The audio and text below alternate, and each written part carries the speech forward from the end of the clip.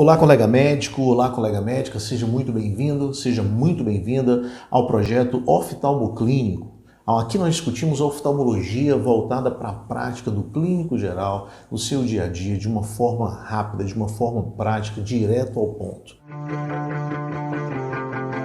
E o nosso tema de hoje, as 3 atitudes que podem prejudicar a saúde visual do seu paciente. Embarque comigo nessa jornada, eu sou o Dr. Jardel Rodrigues. E a primeira atitude é quando o médico não vê. Isso mesmo, né? Nós estamos falando de queixas visuais, né? Nós estamos falando do atendimento ao paciente. Quando você está realizando a sua anamnese, né? O paciente está no seu consultório de frente para você, você está conversando com o paciente, extraindo uma anamnese, nesse momento, né? Você pode cometer o primeiro erro e esse paciente pode pagar, né? Com a visão. Como assim? Quando o médico não vê. E às vezes o paciente ele tem uma queixa visual, mas nem sempre é a queixa principal. E às vezes ele não comenta naquele momento, né? Nem sempre é a sua queixa principal. Então, a primeira atitude é quando o médico não vê. E quando que o médico não vê? Quais as situações, né? Ele não vê, primeiro, quando ele não olha, né? Muitos colegas atendem os pacientes assim, como está demonstrado aqui nessa imagem.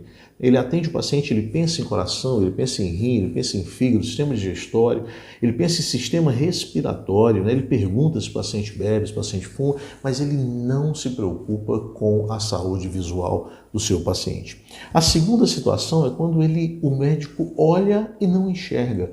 Lembra quando você estudava semiologia? Um dos princípios básicos, né? Você só enxerga a patologia se você conhecer a patologia. Ninguém vai pensar em uma patologia que não conhece, que não estudou, que não teve contato com ela. E isso, infelizmente, é o que acontece, né, com a grande maioria dos colegas.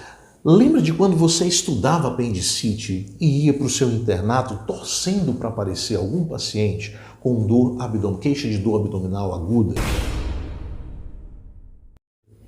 Ou melhor, quando você estudou dor torácica, né?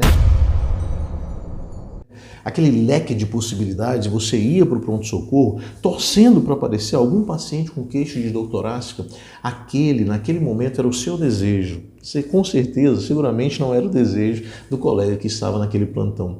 E hoje, seguramente, também não é o seu. Porque existe um leque de possibilidades ali, né, quando o paciente se apresenta com uma queixa de dor torácica, né?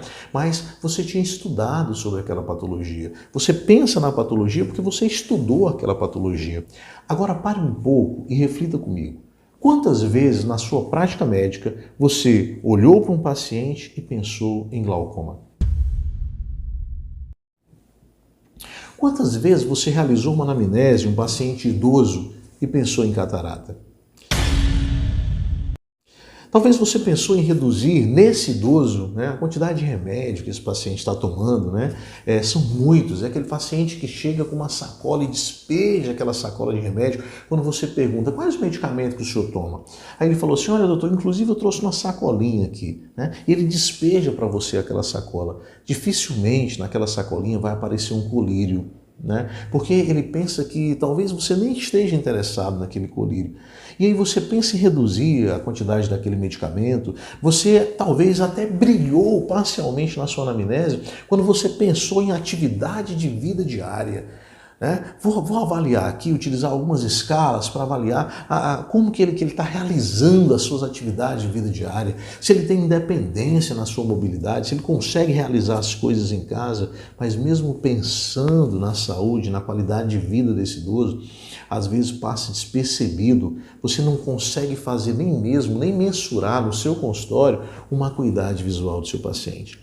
Talvez você que está assistindo esse vídeo nesse momento, você nem sabe que existem programas grátis, né, que te favorecem, que te possibilita mensurar a acuidade visual do seu paciente. Quanto que o seu paciente enxerga, né? Vou fazer uma pergunta mais simples. Como que mensura a acuidade visual, né? Qual que é a acuidade visual? Como é que fala, né? Como é que você se reporta, né? É em metros, quilômetros? Como que é essa acuidade? Olha, enxerga 15 metros. Como que é isso, né? O 20/20, 20/30, 20/40, talvez você nem entenda essa linguagem, né? Imagina você mensurar isso no seu consultório. Então, às vezes você olha o paciente idoso, esse paciente, se ele nem pergunta se ele já fez alguma cirurgia no olho ou não, né? É mais uma vez o médico que atende o paciente semelhante a esta imagem. O paciente sem olho, né? A gente não observa a saúde visual. Quantas vezes durante a sua anamnese você perguntou se o paciente usa algum tipo de colírio? E se ele usa, quem passou esse colírio? Há quanto tempo que ele usa? E qual a finalidade de estar usando um colírio ali de uso contínuo? Quantas vezes você questionou isso durante o seu atendimento? Eu vou contar uma história para você. Recentemente eu atendi no meu consultório uma paciente, a queixa principal era uma consulta de rotina, ela tinha interesse apenas em trocar o óculos. Essa paciente, durante a anamnese, né, na história médica atual, ela me referiu que era hipertensa, né, e quando eu perguntei se ela cuidava, ela falou, olha, cuido doutor, eu vou ao postinho regularmente, inclusive meu último atendimento foi ontem. E aí quando eu perguntei, a senhora usa óculos? Né? Ela respondeu que usava, enfim. A senhora usa algum tipo de colírio? Ela falou, uso, doutor. Inclusive eu trouxe o colírio. Olha que coisa interessante. Eu uso esse colírio aqui desde que eu fiz a cirurgia no meu olho. E quando que a senhora fez essa cirurgia no olho? Ela respondeu para mim, há 8 anos. Ela tinha realizado uma facoemulsificação, mais um implante de lente intraocular em olho direito. Né? É a famosa cirurgia de catarata.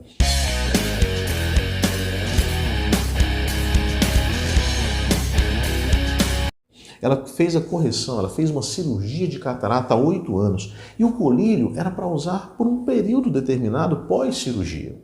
E ela estava usando esse colírio há 8 anos. Né? Eu vou mostrar o colírio para você, exatamente, é esse colírio aqui, ó. Eu tirei uma foto. E quando eu suspendi o uso desse colírio, eu ganhei ele de presente. Né?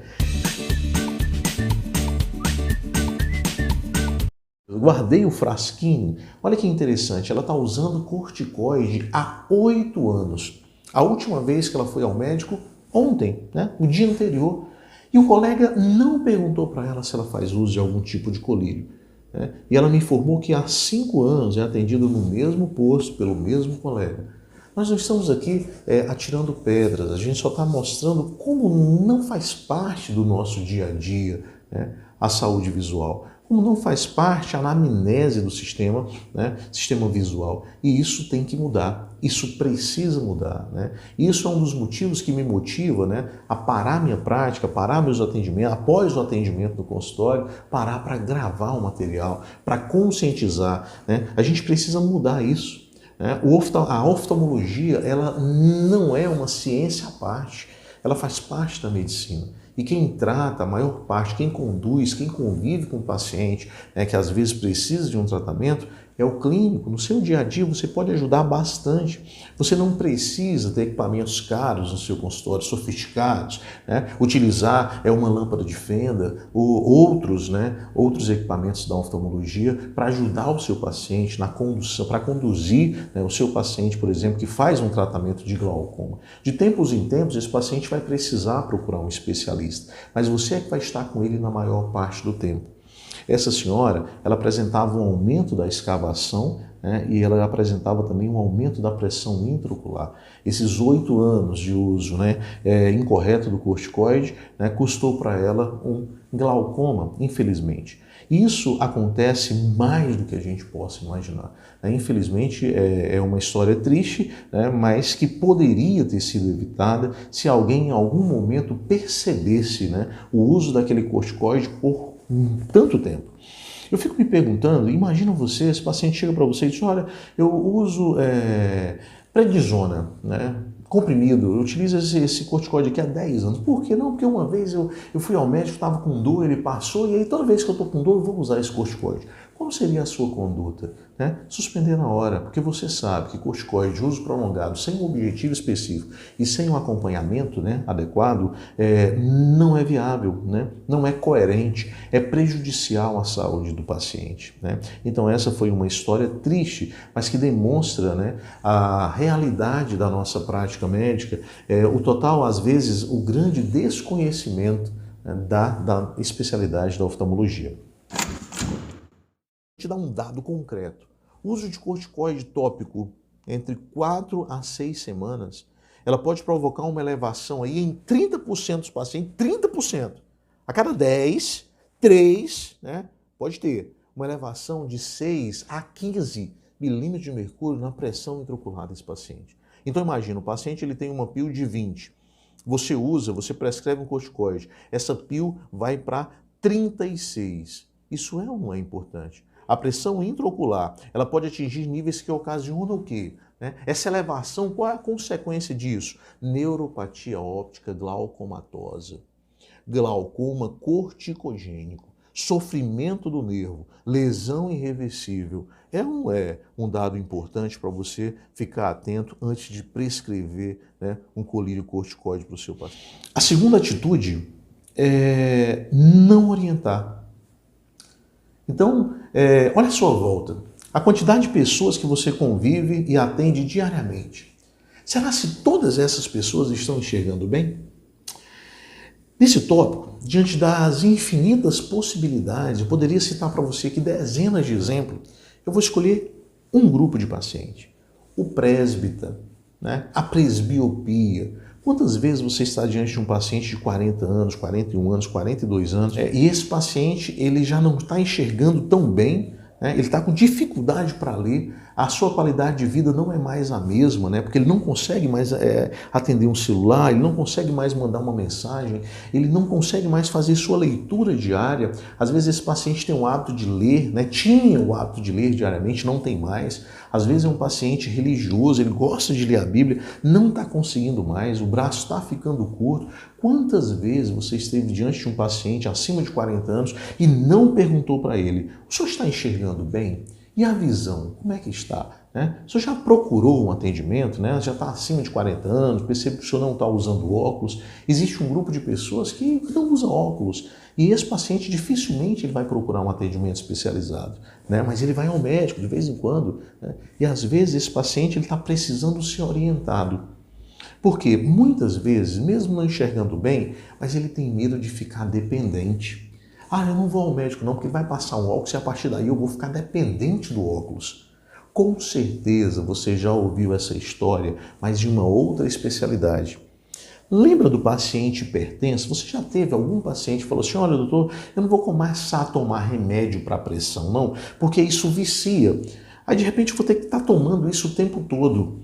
E aí você vai fazer a sua intervenção, vai orientar esse paciente, vai explicar para ele que na realidade não é que vai viciar, ele tem uma pressão alterada e que precisa de um controle, por isso ele precisa de medicação de uso contínuo. A mesma coisa, é muito semelhante essa queixa. Não, eu vou usar não vou usar óculos não, porque eu vou ficar dependente, eu vou viciar no óculos e de repente eu não vou conseguir me livrar mais. Você precisa explicar para esse paciente, orientar esse paciente, que é um processo natural. Após os 40 anos, todos nós teremos dificuldade, por uma deficiência na acomodação, é fisiológico. E que o óculos vai fazer com que ele enxergue melhor. Às vezes, esse paciente não está enxergando bem, mas ele está dirigindo, conduzindo as pessoas que ele gosta, está aí no meio, conduzindo o seu veículo na cidade, e ele não está enxergando bem. Às vezes esse paciente ele não consegue mais realizar, utilizar a sua visão para perto como antes, e ele está perdendo na qualidade de vida. Imagina o seu paciente, agora com uma qualidade de vida comprometida. Você poderia ajudá-lo apenas com uma boa orientação. Porque você está ali, você é um médico dele, você vai explicar para ele, ele vai entender e depois ele vai procurar o especialista, mas ele já está orientado. Ele tem a segurança do médico que conversou com ele, ouviu a queixa, explicou direitinho e esse paciente, com certeza, o resultado vai ser diferente. A terceira atitude que pode prejudicar a saúde visual do seu paciente é quando você não identifica. Nesse caso, eu estou falando dos pacientes que já têm um diagnóstico. Por exemplo, um paciente que foi diagnosticado com glaucoma. Esse paciente faz um tratamento. E você não percebeu esse paciente, você não identificou esse paciente. Esse paciente ele já foi identificado por alguém, ele já foi percebido por alguém, esse diagnóstico ele já está feito. Esse paciente às vezes já faz um tratamento há 10 anos, 15 anos, mas você não percebeu. No seu radar, na sua anamnese, você não conseguiu enquadrar esse paciente. Uma vez que você não identifica um paciente com glaucoma, por exemplo, você perde a oportunidade de ajudá-lo. Esse paciente com diagnóstico de glaucoma ele vai precisar de uso contínuo do colírio. E a primeira pergunta que a gente tem que fazer: o senhor está utilizando, o senhor está usando o colírio regularmente? Se a resposta for sim, a segunda pergunta é: e como é que o senhor usa esse colírio? Você sabia que a grande maioria dos pacientes utiliza o colírio de uma forma irregular, de uma forma errada? Tem gente que não sabe nem quantas gotas pingar em cada olho, né? Às vezes o colega mesmo, às vezes você pega uma receita e fala, olha, pinga 2, 3 gotas em cada olho. É um absurdo, né? Por quê? Porque o olho só tem capacidade para absorver uma gota. Ele vai pingar uma gotinha em cada olho. O colírio, principalmente o colírio do glaucoma, ele é um pouco caro, né? E as gotinhas elas vêm praticamente contadas. Então, se esse paciente ele pingar 3 gotas em um olho, ele estragou 2. Ou seja, ele perdeu 2 dias. Então, esse paciente ele precisa ser bem orientado, né? O senhor vai utilizar o colírio sentado ou deitado, vai pingar uma gotinha, outra gotinha, de preferência alguém vai pingar para o senhor. Ao final, o senhor vai apertar o cantinho assim, ó, esperar uns 30 segundinhos. Se tiver outro colírio, o senhor vai esperar entre 15 a 20 minutos para pingar o outro colírio, né? Com tranquilidade, com paciência, sem pressa. Às vezes, o colírio não está fazendo o efeito adequado pelo mau uso. E às vezes ninguém perguntou para ele se ele está usando da forma adequada. Aí aumenta, né? Introduz uma outra classe de colírio, né? E o resultado ele não está acontecendo, o tratamento não se torna efetivo. E às vezes o problema é só orientação. Agora imagina quando que esse paciente vai conseguir voltar no especialista, né? Para fazer uma triagem novamente, para ver se está tudo bem. Glaucoma, semelhante a diabetes, semelhante à pressão alta, semelhante a hipotireoidismo, você precisa ajustar a dose da medicação. Você precisa ir testando os colírios, precisa ajustar a classe do medicamento, né? Você sabia que como clínico você consegue solicitar exames, né, referente, né, à pressão intraocular, por exemplo, para você ver se esse colírio está sendo efetivo ou não, sem precisar do paciente voltar no oftalmo antes do tempo? E a partir daí você observar e interpretar se essa pressão está alta ou não. Então, você pode fazer muito mais pela saúde visual do seu paciente, você pode ajudar o seu paciente, você pode ser médico na vida desse paciente, né? Você pode mudar a história desse paciente. Isso é muito importante. Então, quando você não identifica, né, você tira do seu radar aquele grupo de pessoas. Se você atende no seu consultório, às vezes, você sabe quantos pacientes hipertensos, você sabe os pacientes diabéticos, né? Agora, tem algum paciente com glaucoma? Né? No grupo, nos seus pacientes, independente, no seu consultório particular, na UBS, você tem um grupo, né? Olha, esse grupo na realidade, aqui os pacientes diabéticos, aqui os pacientes hipertensos, aqui os pacientes com hipotireoidismo e esse aqui são os pacientes com glaucoma. Você tem esse grupo, né, de pacientes identificados ali com glaucoma? Isso é muito importante. E por que é importante identificar? Olha, não é incomum você encontrar um paciente com diagnóstico de glaucoma que faz uso do timolol, por exemplo, há 10 anos. Tem 10 anos que ele usa o mesmo colírio e ele não voltou mais no médico, tem 4 anos. Por quê? Porque um dos motivos que leva o paciente, né, que o paciente volta ao médico, é exatamente quando esse paciente precisa trocar o óculos.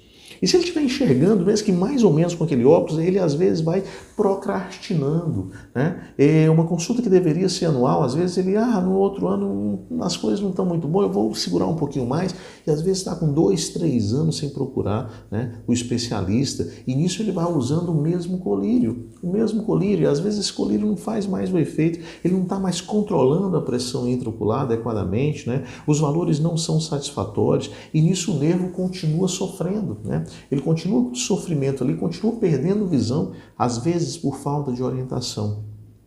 Às vezes o paciente não tem consciência que o tão importante como a troca do óculos, mais importante inclusive, é o controle da pressão intraocular. E quem pode ajudar esse paciente? Você, né? Às vezes você encontrou esse paciente, você atendeu ele 2, 3 vezes, né? E não falou porque às vezes você não identificou. Então esse seria o terceiro erro, né, que você pode cometer. Uma outra situação em que você não identifica é uma criança com estrabismo. Às vezes você olha a criança, saúde de ferro, tá tudo bom, né? Tá tudo bem com essa criança. A mãe levou para fazer um check-up, você pediu um hemograma para ver se tinha anemia ou não, pediu um EPF, um paracilose de fezes, para saber se esse menino tinha algum parasito algum parasito intestinal. Você solicita ali os exames básicos e o menino tem um olhinho torto, mas a saúde de ferro, mas não, tá tudo bem com esse menino e ele enxerga bem. Você mensurou, você mediu a acuidade visual dessa criança? Às vezes ele está enxergando de um olho tão bem que ele compensa o outro olho, né? Isso vai ocasionar o que se ninguém perceber? Um adulto de um olho só, né? Vai ocasionar uma ambliopia, o olho ficou preguiçoso e perdeu a sua função. Existe um time no caso da criança, né? Até os 8 anos de idade, o olho recupera muito bem, se bem estimulado. Se você perder essa janela de oportunidade, né, às vezes os resultados eles não são tão bons. E nesse período, às vezes essa criança passou várias e várias vezes, né, no consultório do clínico e o clínico não enxergou, ele não identificou o estrabismo dessa criança. Olhou a criança com o olhinho torto, mas não perguntou: a senhora já levou ele ao oftalmologista? Né? Aí ela vai dizer: não, doutor, ele enxerga muito bem. Mas é muito importante, porque às vezes ele está enxergando melhor de um olho. O que o oftalmologista falou para a senhora, né? Vai operar, não vai operar? Porque a preocupação da mãe é só operar. A nossa preocupação com o médico tem que ser a visão. Esse paciente está enxergando, não adianta nada um adulto, né, com estrabismo operar por uma questão de estética se esse olho se ele não tem funcionalidade. E onde que perdeu, né? Onde que essa janela de oportunidade foi perdida? Na infância. Né? E quem que não identificou essa criança? O médico que atendeu essa criança com o olhinho torto, mesmo ele com a saúde de ferro e a mãe dizendo que ele enxergava bem. Você pecou por não medir a acuidade visual desse paciente. E depois, se você não tem condição ou conhecimento para isso, você pecou por não orientar essa mãe a procurar um oftalmologista. Porque se você tivesse falado para ela, disse: olha, existe um risco, né, dele desenvolver só um olho, o outro olho existe um risco de perder a visão. Eu duvido se essa mãe não teria dado um jeito de conduzir essa criança ao especialista. Às vezes, dependendo de onde você está atendendo, até mesmo para o SUS, né, você atende a criança e às vezes não fez um encaminhamento, não fez porque não identificou o que era necessário. Você às vezes não sabe nem justificar o seu encaminhamento. Quantas vezes nós recebemos encaminhamento ao oftalmo? O colega não pergunta nada, ele não questiona nada, ele não informa nada. Quão bom seria, né, se tivesse mais dados nesse encaminhamento? Então, às vezes, o colega não encaminhou a criança porque, às vezes, nem ele mesmo percebeu que era importante. Então, ele não identificou. Né? Existe um time para a visão que você não pode perder. Até os 8 anos é uma janela de oportunidade nesse caso. O outro momento em que o colega não identifica é o adolescente. Você já parou para pensar na saúde ocular do adolescente que você atende? Como que anda a saúde ocular desse paciente? Você olha para ele, aparentemente está saudável, mas será se ele enxerga bem? E as consequências se ele não enxergar bem? Esse paciente, às vezes, ele está com um baixo rendimento escolar. Às vezes esse paciente, esse adolescente, ele perdeu o interesse no estudo porque ele não está enxergando adequadamente. Lacrimejamento, desconforto, é melhor ele não olhar para o quadro, né? Às vezes é melhor ele não enxergar, ele perdeu o interesse pela leitura e às vezes o pai não percebe, o clínico que atendeu não percebe. Se ele tiver sorte, se esse problema for um pouco mais grave, ele vai ser percebido em sala de aula, né? Aquele paciente faz assim, o professor percebeu e aí faz a sugestão para a família, né, de levar esse paciente ao especialista. Então é um outro grupo, né? É um outro momento onde o colega não identificou. Direto ao ponto, nós citamos 3 atitudes que podem prejudicar a saúde visual do seu paciente, né? Mas você pode virar esse jogo. Você pode, a partir de agora, começar a prestar atenção, né, na saúde visual, olhar nos olhos. Isso é um conselho dos mais velhos, né, um conselho dos antigos. Você conhece uma pessoa olhando no olho, você pode melhorar o conhecimento do seu paciente também olhando no olho desse paciente. Vou contar para você uma outra história. Recentemente, uma colega postou nas redes sociais uma foto, ela estava sorrindo, né? E nessa foto ela fala, olha, esse sorriso, ele até parece alegria, mas ninguém percebeu no meu olho, ele estava vermelho. Nesse momento eu estava passando por uma depressão profunda e ninguém percebeu, né? Aí ela fala, os olhos são a janela da alma. Engraçado isso. Eu achei muito interessante esse post. É verdade, as pessoas às vezes olham o sorriso. Trazendo para a nossa prática, né, o olho fala muito sobre a saúde visual. Né? Isso a gente precisa melhorar a avaliação do sistema visual e é por isso que nós existimos. Ainda nesse item da identificação e saindo um pouco, né, da saúde visual, quando você não identifica um paciente hipertenso e diabético, quais as consequências disso? Se você está diante de um paciente hipertenso e diabético, você precisa pensar em algumas coisas. Na função renal, por exemplo. Né? Isso é muito comum, o colega já pede logo uma ureia e uma creatinina. Mas a partir de hoje, você vai pensar também na saúde da retina desse paciente. Se os vasos retinianos, se eles já foram afetados. Quando você estiver diante de um paciente diabético, o que é importante para a avaliação da saúde visual? Há quanto tempo o senhor sabe que tem diabetes? Ou seja, quanto tempo de diagnóstico? Ele vai fornecer para você. Como que anda o controle da glicemia? Né? O que o senhor usa, né, no tratamento? E aí você vai avaliar. Paciente com diagnóstico há 10 anos, né, com difícil controle glicêmico, em uso de insulina, ou seja, ele já é um insulino dependente. Paciente que tem um diagnóstico acima de 10 anos, que é insulino dependente, difícil controle glicêmico, olha, é importantíssimo avaliar a saúde da retina desse paciente. É muito importante você solicitar um mapeamento de retina, você encaminhar esse paciente ao especialista para ele realizar um fundo de olho. Né? No seu encaminhamento você pode interrogar retinopatia diabética, né? Ou você pode interrogar glaucoma, né? Mas a retinopatia diabética ela é muito... Como que está a saúde desses vasos? Né? Existe microhemorragia ali, né? Está fisiológico. É importante que esse paciente seja acompanhado pelo médico especialista, pelo oftalmologista. E esse acompanhamento, né? Às vezes o paciente ele não sabe que precisa. E é você que vai orientar esse paciente para que ele procure o especialista. Isso é muito importante.